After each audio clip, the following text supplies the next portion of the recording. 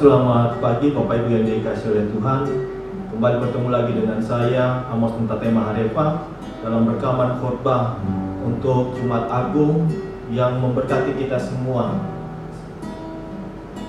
supaya kita mengenang kembali karya penebusan yang telah Tuhan kerjakan dalam hidup umat manusia, terlebih lagi kita yang percaya kepada Tuhan, supaya kebenaran firman yang disampaikan oleh hambanya Bapak Pendeta Edi Sulistiono di pagi hari ini boleh menjadi kekuatan baru bagi kita di dalam mengiring dan melayani akan Tuhan. Namun sebelumnya, mari kita satu di dalam doa. Kami bersyukur kepadamu Tuhan buat kasih anugerah dan sukacita yang masih Tuhan berikan bagi kami. Kami boleh ada sampai saat ini ya Tuhan, semua oleh karena anugerah Tuhan. Dan saat ini ya Tuhan, kami ada di hari ini untuk kami boleh mengingat kembali karya penebusan yang telah Tuhan kerjakan bagi umat manusia, yaitu Engkau ya Tuhan mati di atas kayu salib. Kami berdoa ya Tuhan, biarlah kasih kami kepada Tuhan semakin hari semakin bertambah di dalam Engkau ya Tuhan. Dan biarlah kebenaran firman yang disampaikan oleh hamba-Mu di pagi hari ini boleh menjadi kekuatan bagi setiap kami di dalam kami melayani, di dalam kami mengiring akan Engkau. Terima kasih Tuhan, di dalam nama Yesus kami berdoa dan bersyukur. Haleluya, amin. Sebelum kita mendengarkan sabda kebenaran firman Tuhan yang disampaikan oleh hambanya, saya mengajak kita semua untuk menaikkan pujian, kasih yang terindah, karya terbesar yang telah Tuhan kerjakan bagi hidup umat manusia. Kasih yang terindah,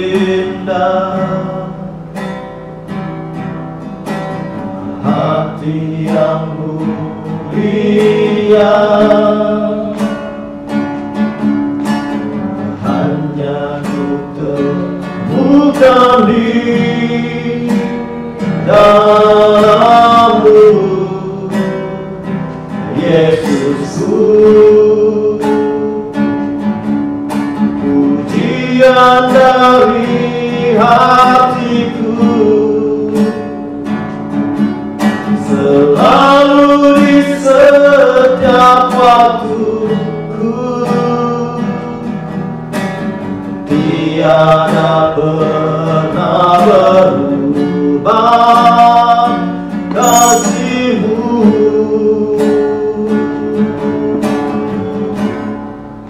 Karya terbesar dalam hidupku, pengorbananmu yang selamatkanku.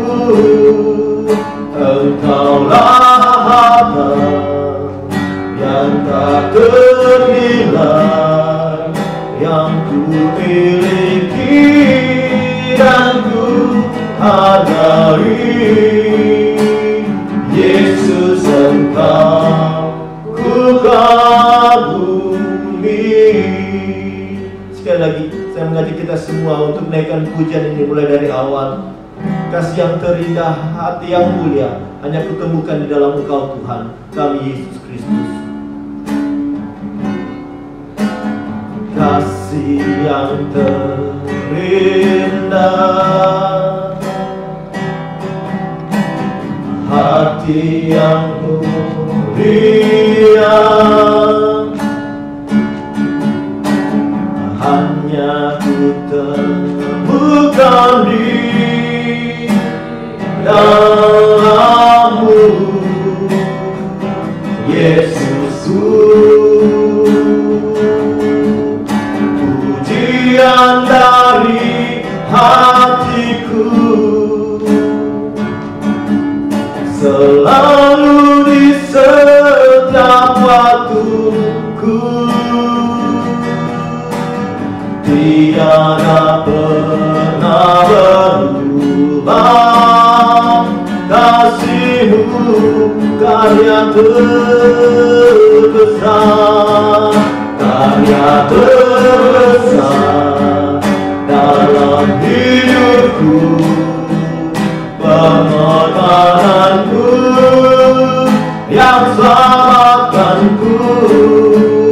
Engkaulah harta yang tak ternilai nilai yang ku miliki dan ku hargai. Yesus, Engkau ku kagumi, karya terbesar dalam hidupku, pengorbananmu yang selamatkanku. Engkaulah harta yang tak ternilai yang ku miliki dan ku hargai. Yesus, Engkau ku kagumi. Yesus, Engkau ku kagumi. Yesus, Engkau ku kagumi.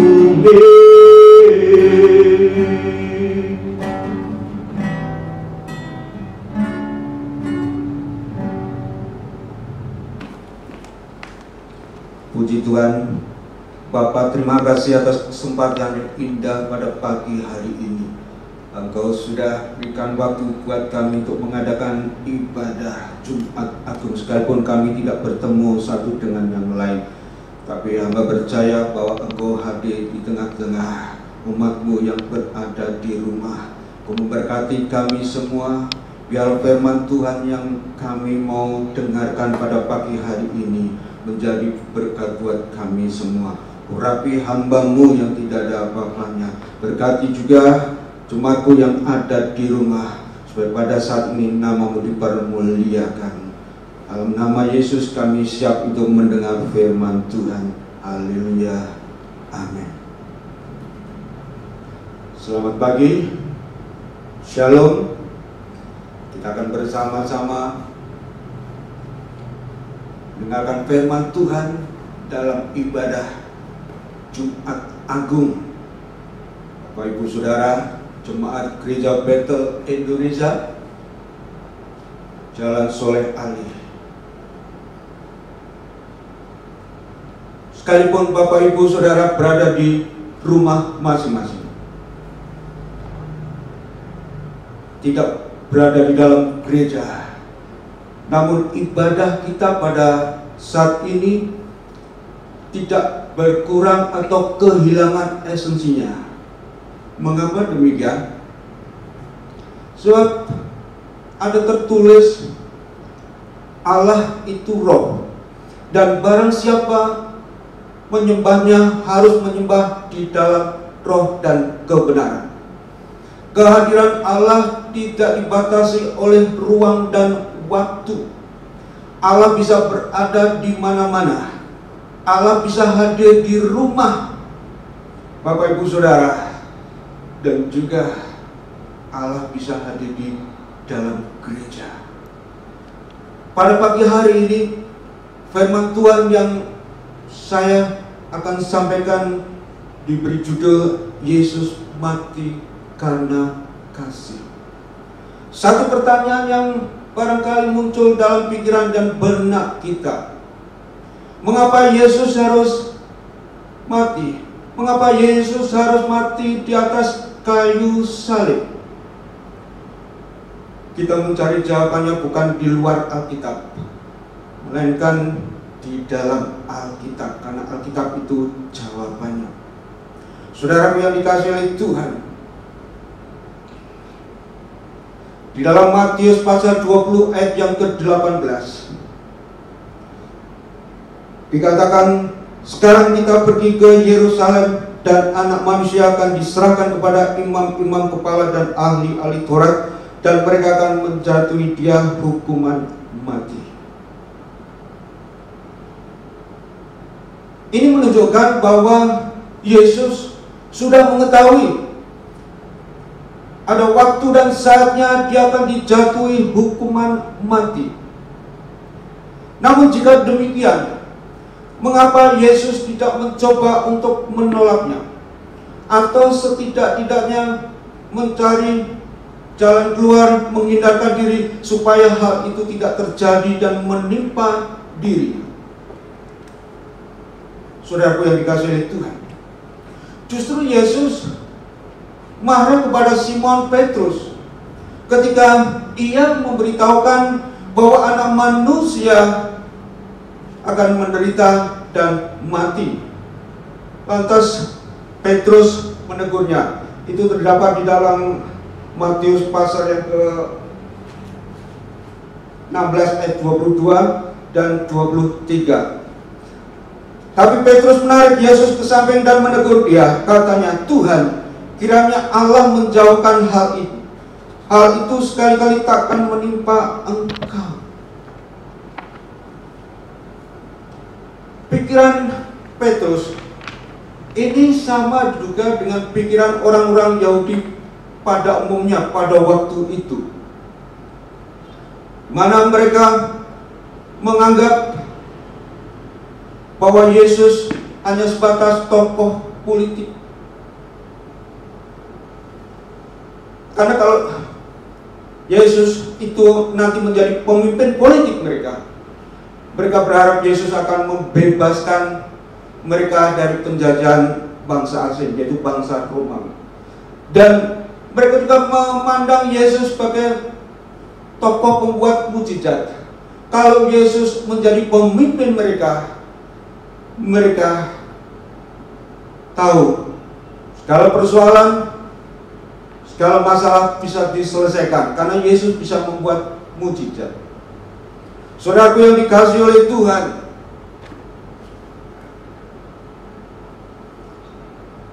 pikiran Petrus ini sebetulnya adalah pikiran dari iblis. Iblis menggunakan pikiran Petrus. Yesus tahu itu. Karena di balik apa yang dikatakan oleh Petrus ini, iblis berusaha untuk menghalangi, merintangi, bahkan menggagalkan misi Yesus datang ke dalam dunia.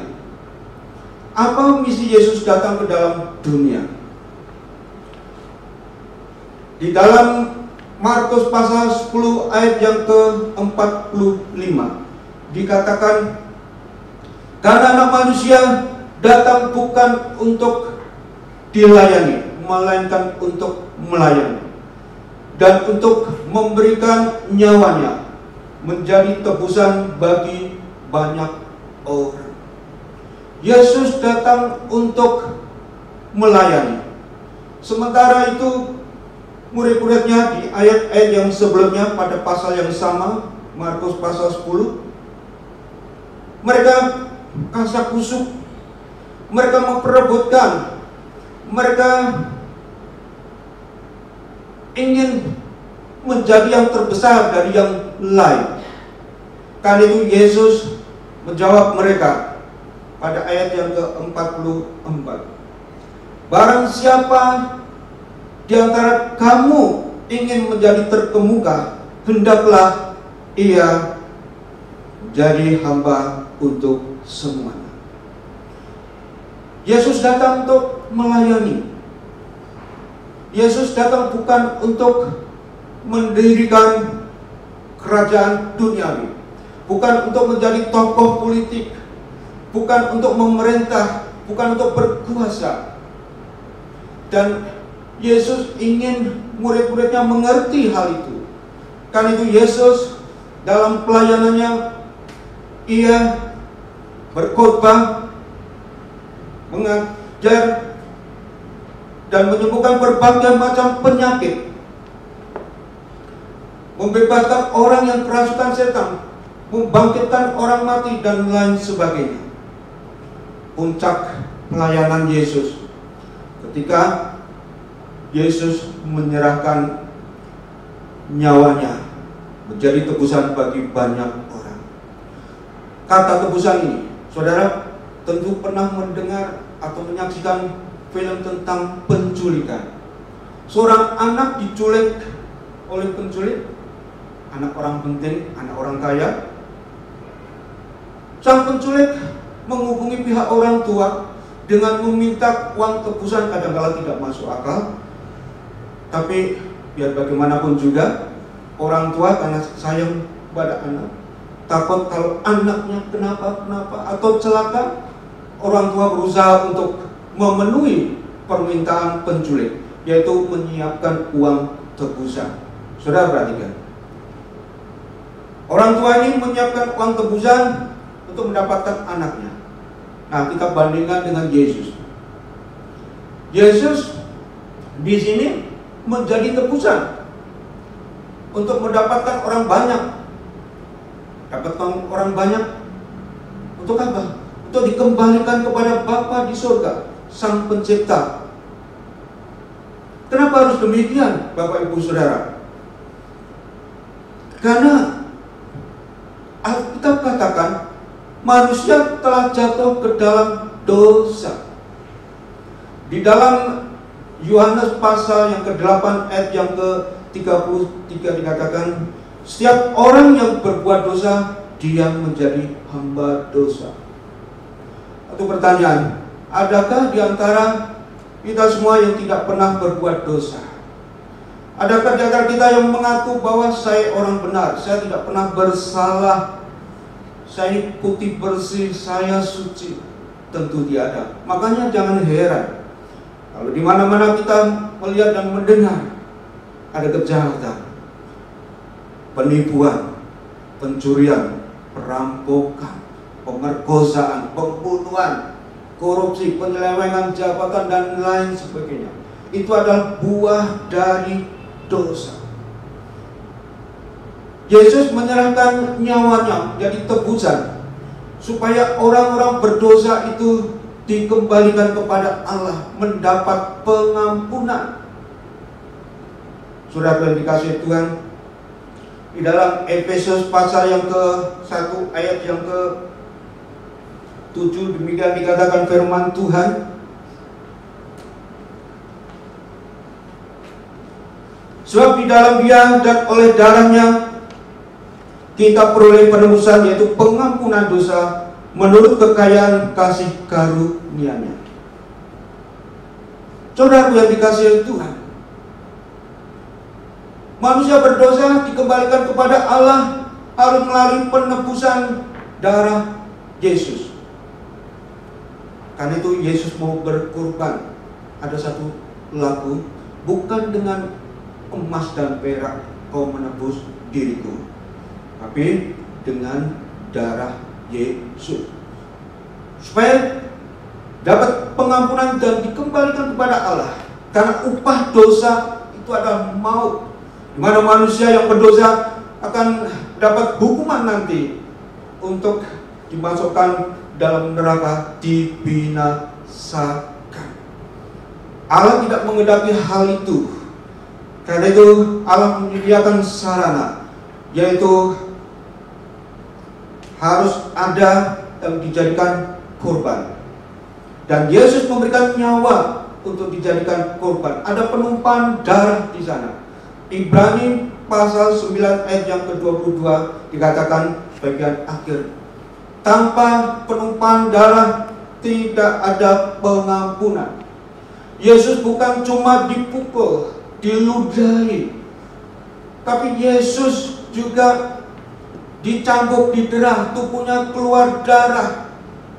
Yesus juga dipasang memakai mahkota duri, kepalanya juga keluar darah.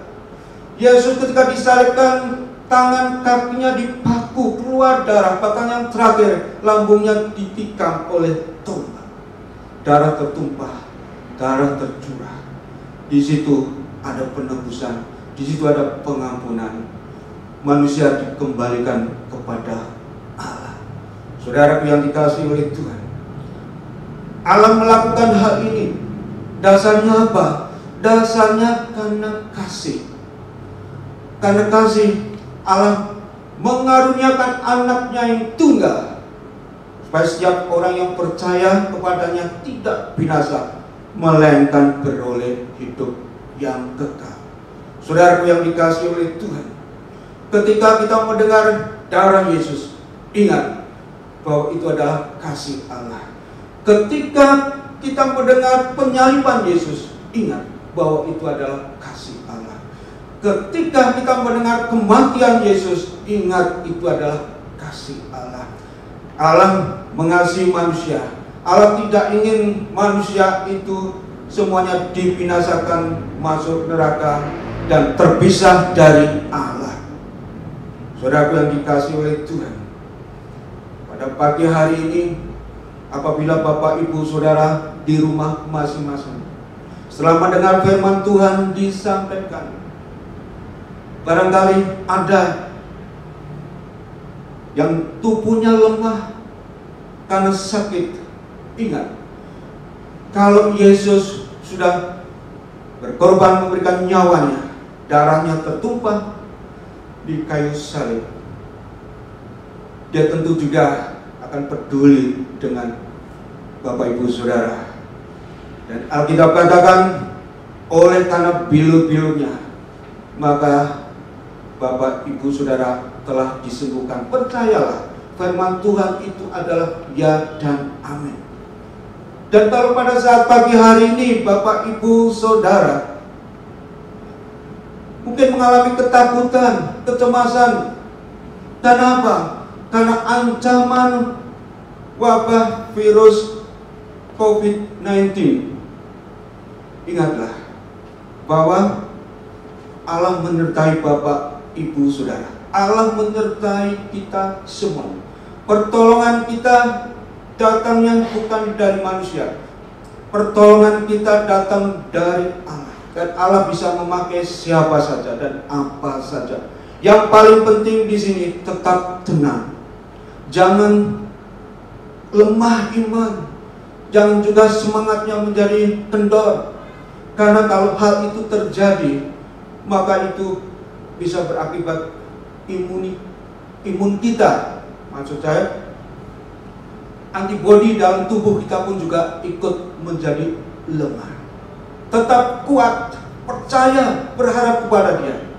Yesus akan menyertai dan akan menyertai sampai selama-lamanya.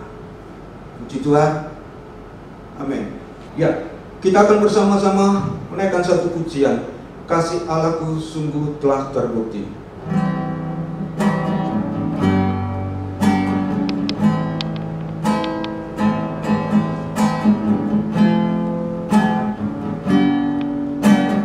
Allahku sungguh telah terbukti ketika Dia serahkan anaknya. Ketika Dia serahkan anaknya, kasih Allah mau berkorban. Kasih Allah mau berkorban bagi kau dan aku.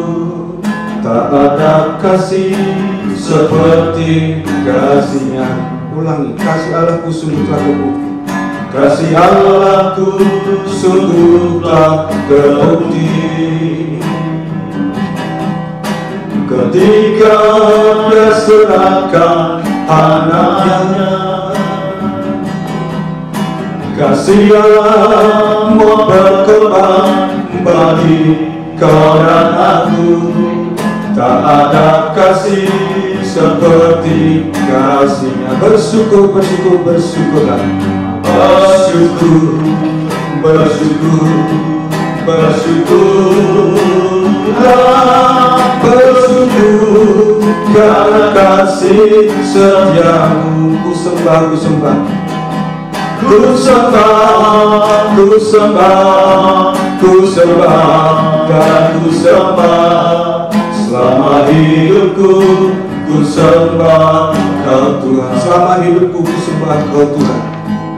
Selama hidupku ku sembah Kau Tuhan. Selama hidupku ku sembah Kau Tuhan. Kita bersama-sama berdoa. Bapa di surga, firman Tuhan sudah disampaikan. Firman Tuhan sudah diperdengarkan.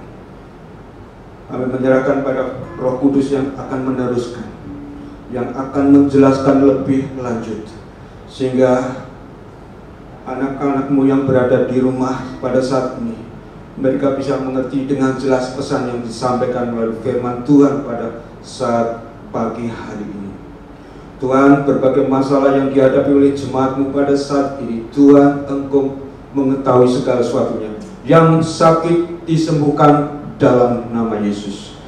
Yang dalam keadaan ketakutan, oh Tuhan, Engkau tolong kuatkan mereka supaya mereka tetap kuat di dalam Engkau, tetap percaya kepada Engkau. Terima kasih Tuhan, biar firman Tuhan yang diperdengarkan pada pagi hari ini bukan cuma atas logos pengetahuan, tapi juga menjadi rema yang diterapkan dalam kehidupan kita masing-masing. Jemaat yang dikasihi oleh Tuhan, sekarang kita akan akhiri ibadah Jumat Agung ini. Kita angkat tangan di hadapan Tuhan. Dalam nama Tuhan Yesus Kristus, kiranya berkat Allah yang menciptakan langit dan bumi turun atas kehidupan Bapak, Ibu, Saudara. Kasih sayang anaknya Tuhan kita Yesus Kristus dan penyertaan kuasa Roh Kudus akan tetap bersama dengan Bapak, Ibu, Saudara sampai Maranatha Yesus datang yang kedua kalinya. Dalam nama Yesus kita semua yang percaya katakan amin.